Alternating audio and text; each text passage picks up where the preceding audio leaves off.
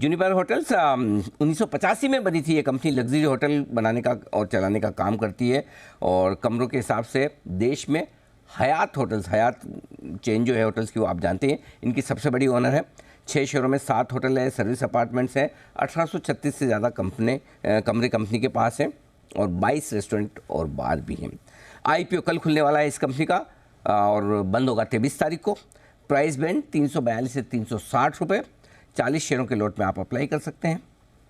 Issue size है 1800 करोड़ और अच्छी बात ये, पूरे के पूरे 1800 करोड़ फ्रेश इशू है, यानी कि पैसा जाएगा कंपनी के पास। और हायर बैंडर पर कंपनी का जो मार्केट कैप है वो करीबन 8000 करोड़ रुपए का है।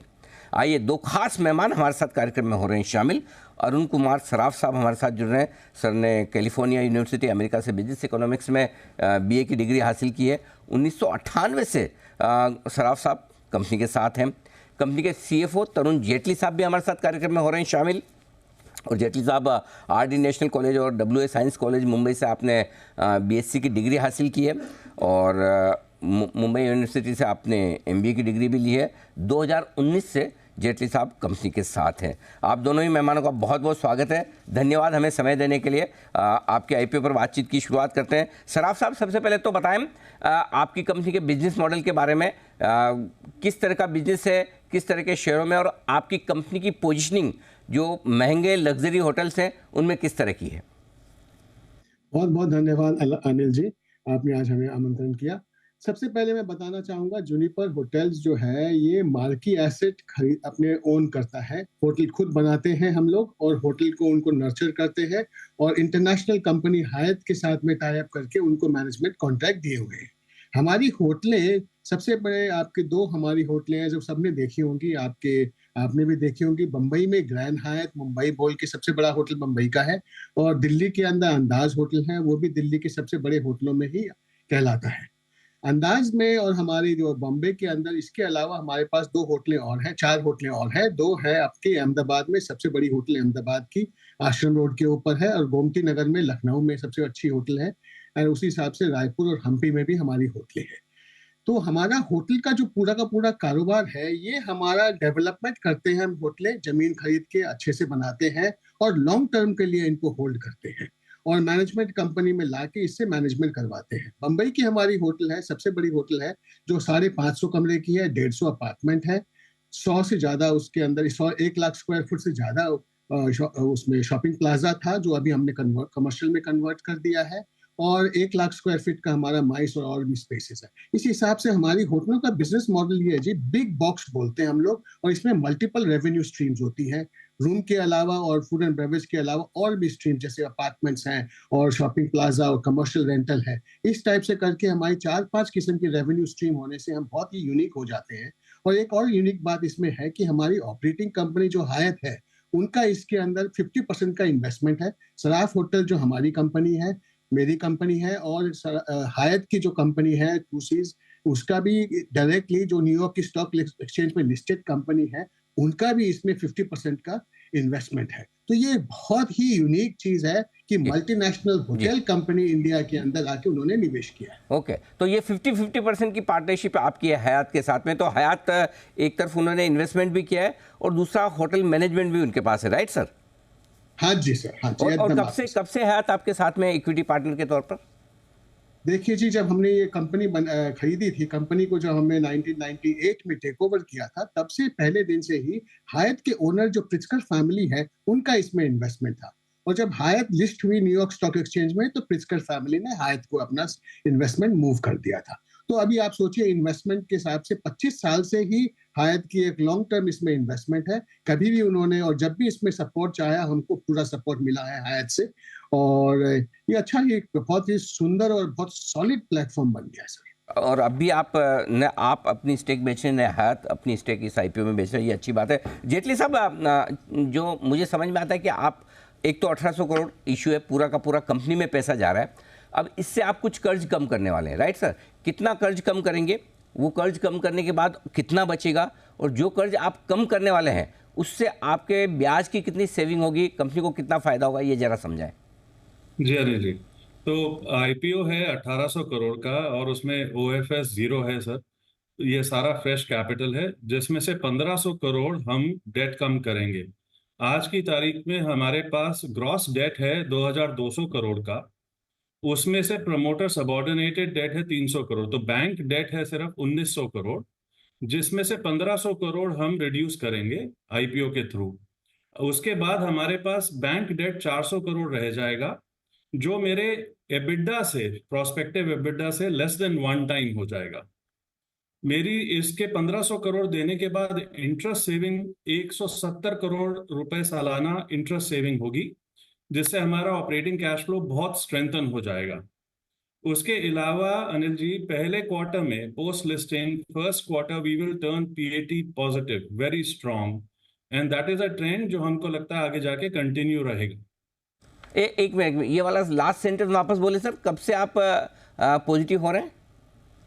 Q1 first quarter after listing we will turn PAT positive, profit positive हो जाएंगे। क्योंकि हाँ, मेरा सवाल वहीं आ रहा था, क्योंकि पिछले 3 साल के जो मेरे पास डेटा हैं प्लस ये 6 महीने के जो आपने अनाउंस किए, 3.5 साल के डेटा में आप ईबिटा लेवल पर तो पॉजिटिव है, प्रॉफिट अभी तक आया नहीं, लेकिन आप कॉन्फिडेंट हैं ये ब्याज की सेविंग होगी आईपीओ आने के बाद, मतलब वित्त वर्ष 2025 जो आपका शुरू होगा उसमें कंपनी प्रॉफिटेबल हो जाएगी।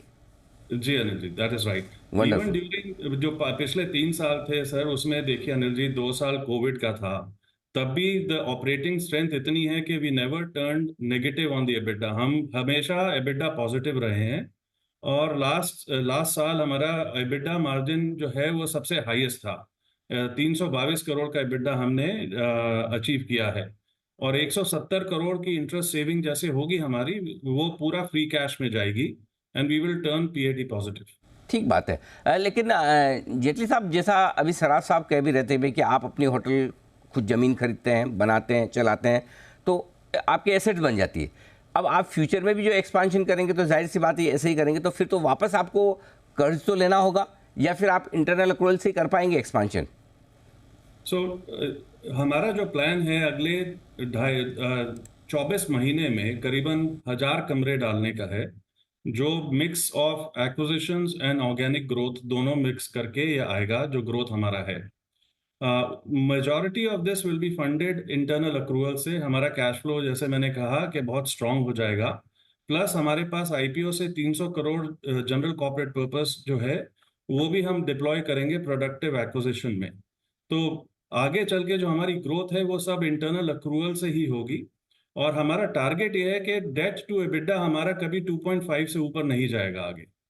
ओके, 2.5 के डेट इक्विटी रेशियो पर आप कंफर्टेबल है, 2.5 टाइम्स ऑफ एबिटा कंफर्टेबल है। सराफ साहब, एक आपके आरएचपी में जो एग्रीमेंट में लिखा है कि आपका सराफ ग्रुप के साथ में कंपनी का जो एक टाइप है ROFO, right of first offer, ये एग्जैक्टली क्या है और इससे जूनिपर को किस तरह से फ़ायदा हो सकता है फ्यूचर्स में, ये ज़रा समझाइए। जरूर जी, देखिए सराफ, हमारी फैमिली की कुछ होटलें जो हैं जो लिस्टेड कंपनी में अभी भी हैं और वो इस प्लेटफॉर्म से बाहर हैं। सो जो भी मेरी अरुण सराफ की जो कंपनियां, होटलें जो इस प्लेटफॉर्म से बाहर हैं, वो हमारा लिस्टिंग होने के बाद में रोफर मैकेनिज्म के थ्रू, सेबी और रेगुलेटरी अप्रूवल के थ्रू इस कंपनी में मर्ज कर दी जाएंगी। सो लॉन्ग शॉट और छोटी सी बात, लॉन्ग टर्म में मेरे पास जूनिपर होटल ही हमारा मेन हॉस्पिटैलिटी का प्लेटफॉर्म रहेगा, और इसके अलावा हॉस्पिटैलिटी की जो अरुण सराफ के एसेट्स हैं वो इस कंपनी में मूव कर दिए जाएंगे। इसके लिए ये रोफर बनाया गया है, और ये भी जो जेटली साहब ने भी बताया कि 2 साल भर में हम 2 होटलें इसके अंदर लाने की पूरी तैयारी कर रखी है। तो सर, आप ये कह रहे हैं कि जो जनरली आपके आरएचपी में लिखा है कि 15% आपके रिलेटेड पार्टी ट्रांजेक्शन है, प्लस आपकी कुछ ग्रुप कंपनीज हैं जो इसी बिजनेस में, जिससे आपके इंटरेस्ट कॉन्फ्लिक्ट हो सकते हैं, वो सारी चीज़ें ही खत्म हो जाएगी जब आप लिस्टिंग के बाद बाकी सारी कंपनियों को, बाकी सारी होटल्स को भी इसी में ले आएंगे, राइट सर? एब्सोल्युटली। तो अच्छा, ये बताएं, लिस्टेड स्पेस में और कौन कौन सी ऐसी कंपनियां हैं जो आपके ग्रुप की और अलग से लिस्टेड है जो इसमें आ सकती हैं? देखिए, हमारी अभी 2 लिस्टेड कंपनी है, एशियन होटल ईस्ट लिमिटेड जो है, और एक है रोबस्ट होटल। ये एक चेन्नई में ओन करती है हायत रीजेंसी, एक कलकत्ते में ओन करती है। इन दोनों होटलों के अंदर मेरे भाई और मेरे बीच में हम लोग ने अंडरस्टैंडिंग करके एक होटल कंपनी इसमें आ जाएगी। तो मतलब ये दोनों कंपनियां ये आपके इसमें मर्ज हो जाएगी, जूनिपर में जो होटल से वो इसमें? एक कंपनी इसमें से मर्ज होगी जी। ओके, एक इसमें से मर्ज होगी, वंडरफुल। ओके, तो ये बड़ा डेवलपमेंट होगा। अब सराफ साहब बताएं आगे चलते हुए, जैसे अभी आप लैंड खरीदते हैं, उसको डेवलप करके होटल बनाते हैं, क्या इरादा है? फोकस इसी तरह से रहना है या कोई दूसरी होटल्स बनी बनाई जो हैं उन्हें भी आप खरीदना चाहते हैं? ऑर्गेनिक इनऑर्गेनिक दोनों तरफ की ग्रोथ के बारे में क्या इरादा है? देखिए जी, दोनों आज एक ही ग्रोथ में पैटर्न में रहने से आपकी ग्रोथ बहुत स्लो हो जाती है। इसलिए हम लोग कंटिन्यूअसली नए एक्विजिशन में तो हरदम लगे भी रहते हैं, पर इतना आसान नहीं है कि रोज की रोज आपको नए एक्विजिशन मिल जाए। इसलिए हम लोग ग्रीनफील्ड का डेवलपमेंट का भी सिलसिला जारी रखते हैं और कंटिन्यूअस होती रहती है। और हम लोग जब भी मार्केट के अंदर कोई भी अच्छे एसेट हमारी साइज और हमारी स्केल की और हमारी फिलॉसफी में फिट करने वाले एसेट आते हैं, तो हम उनको एग्रेसिवली बिड करके लेने की कोशिश करते हैं और ये हमारा कंटिन्यू भी रहेगा। अभी भी मैंने उसी पे फोकस कर रखा है और भी कई अपॉर्चुनिटीज हैं मार्केट में, वो भी हम लोग उनको परस्यू करेंगे दोनों ही तरीके से, otherwise your growth will be very slow. Saraf साहब, हाल ही में आपने एक चार्टर्ड होटल्स करके उसका भी एक्विजिशन किया, right sir?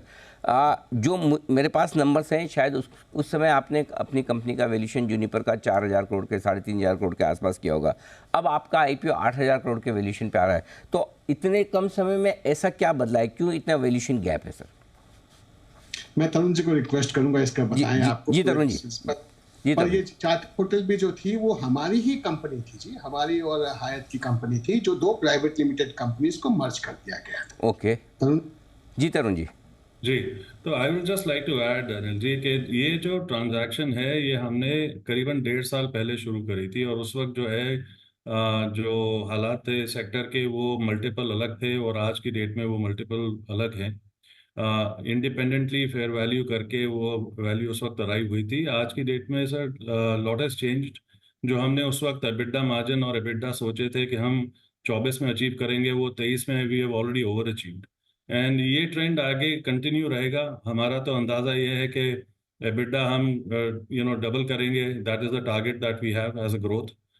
So a lot has changed for the positive, Anil ji, from the time that company was acquired through a share swap. जी बिल्कुल। सराफ साहब, आपसे तरुण जी से बात करके मेरे तक ज़्यादातर सारे डाउट सवाल थे वो सब क्लियर हो गए। सिर्फ एक चीज़ पे मैं आपसे जाने से पहले फिर कंफर्मेशन लेना चाहता हूँ, क्योंकि आमतौर पर जो भी आईपीओ में इन्वेस्टर होते हैं वो प्रॉफिट मेकिंग कंपनियाँ ज़्यादा पसंद करते हैं। आपने बताया भी कि भाई कोविड की वजह से था, इस जैसा तरुण जी बता रहे हैं, फाइनेंशियल ईयर 2025 में आप प्रॉफिटेबल हो जाएंगे। पहला, आप प्रॉफिटेबल बने रहेंगे, ये आप भरोसा दिला सकते हैं निवेशकों को। दूसरा, कैश फ्लो बीच में 1 आध साल आपके नेगेटिव हुए हैं, कैश फ्लो के लिहाज से और प्रॉफिट के लिहाज से कंपनी पॉजिटिव रहेगी, ये मैं आपसे जानना चाहता हूँ। अनिल जी, मैं आपके अश्योर कर सकता हूँ कि हमारा जो कंपनी का है, हमारा बिजनेस मॉडल भी है, कैश फ्लो एकदम कंटिन्यूअस होना चाहिए और सुपर कैश फ्लो मिलना चाहिए। ये तो देखिए जी, कोविड की टाइम पे जो डेट का स्ट्रक्चर जो कंपनी का खराब हो गया था, उससे लेके इसके ऊपर 2 साल 3 साल के लिए हमारे पास चैलेंजेस आए थे, जो कि हमने आईपीओ के अंदर जो अभी डेट रिडक्शन होगा, उससे हर साल के साल हमारी कंपनी में सरप्लस 300 से 350 करोड़ रुपए मिनिमम आपके पास सरप्लस रहेगा कंपनी में। और मैं ये भी आपको अश्योर करना चाहता हूँ कि हमारी प्रॉफिटेबिलिटी होटलों की, जो होटल के ऑपरेटिंग लेवल पे है, वो 45% प्लस से ज्यादा मार्जिन पे चलती है। तो इसलिए इसमें कोई, अगर डेट लेवरेजिंग ठीक से इसको सही कर दिया जाए, तो उसके बाद में तो इस कंपनी में कोई चैलेंज ही नहीं है। मैं किसी किस्म का भी चैलेंज नहीं देखता, इतना कॉन्फिडेंट हूँ कि मैंने इसमें कोई भी अपना इन्वेस्टमेंट जो है ऐसा कैसा रखा है जिससे कि आगे जाके मेरे को भी इस बात में इसमें ग्रोथ मिलेगी। परफेक्ट। और वैसे भी हयात ब्रांड तो काफ़ी स्ट्रॉन्ग है, मजबूत है और जानी पहचानी है। हम उम्मीद करते हैं सर कि आपका आईपीओ जो कल से खुलने जा रहा है उसको बेहतरीन रेस्पॉन्स मिले। हमारी तरफ से बहुत बहुत शुभकामनाएं। सराफ साहब, जेटली साहब, आप दोनों का बहुत बहुत धन्यवाद भी हमें समय देने के लिए, अपनी कंपनी के बारे में, आईपीओ के बारे में विस्तार से हमारे दर्शकों को बात करने के लिए। Thank you so much. धन्यवाद। Thank you sir, pleasure.